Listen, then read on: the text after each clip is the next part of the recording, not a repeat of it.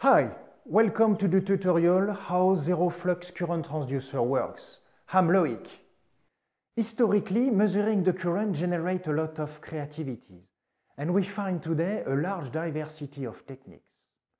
However, when the application is requesting a very high accuracy, like power analyzer in test and measurements, or medical equipment like MRI, or also power supply for particle accelerators, zero flux technology, also called FluxGate, is the best solution.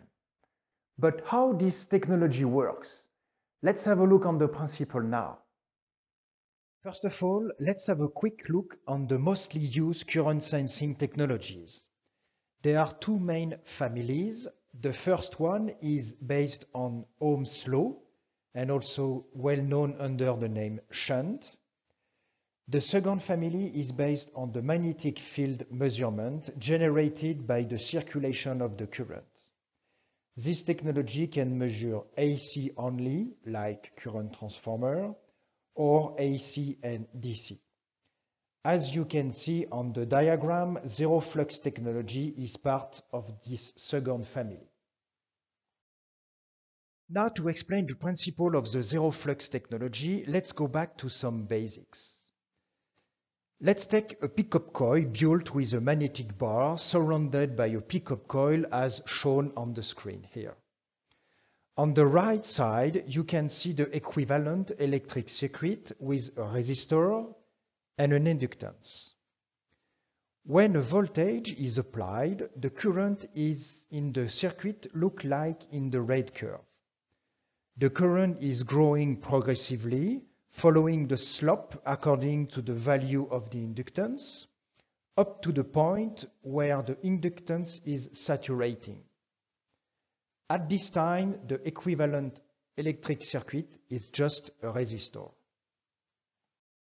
In the case of the zero flux current transducer, the magnetic material used for the bar has specific magnetic properties shown in the blue curve. Indeed, at the beginning, the current is growing slowly due to a high impedance value.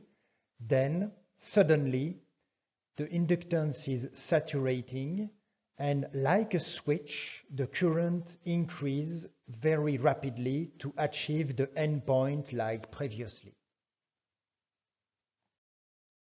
If now we apply a square voltage signal, the profile of the current looks like the graph below. It is a succession of positive and negative saturation and desaturation cycles. If we place a conductor close to the flux gate element, the circulation of the current will create an additional magnetic field, which will influence the signal by shifting the zero position, as shown on the diagram here. Finally, by using a signal processing calculation called second harmonic, it is possible to recreate the primary current signal like shown with the purple curve. That's basically how the zero flux principle works. Most of the time, to make the technology even better, the transducer manufacturers are associating the closed loop principle shown here on this diagram. The flux gate element is placed in the air gap, and when it's measured the magnetic field, the current output is re-injected through a secondary windings, which then generate a magnetic field on the opposite way. By doing so, the magnetic field seen by the flux gate is always zero, eliminating offset and linearity issues. During the introduction of that video, I spoke about the huge creativity for current measurement principle. It is the same for the zero flux technology, and indeed it exists on the market four main topologies. The first one is based on a magnetic core with an air gap plus a secondary windings. It looks like a closed loop Hall effect current transducer where the Hall element in the air gap has been replaced by the flux gate. The main benefit is a good offset drift.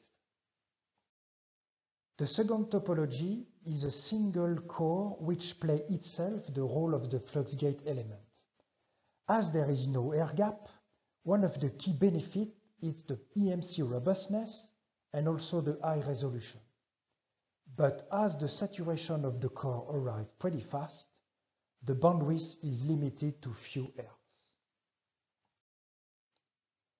The third topology solves this issue by adding a winding core, which is measuring only the AC signal like a current transformer. In that case, you get all the benefits. However, sometimes the performance is still not enough, and there is a last topology called balance core. Here, there are two Fluxgate elements placed in opposite way like in a Wheatstone bridge. Therefore, whatever the external environment condition, like EMC or temperature variation, there is a natural passive compensation between the two sensing elements.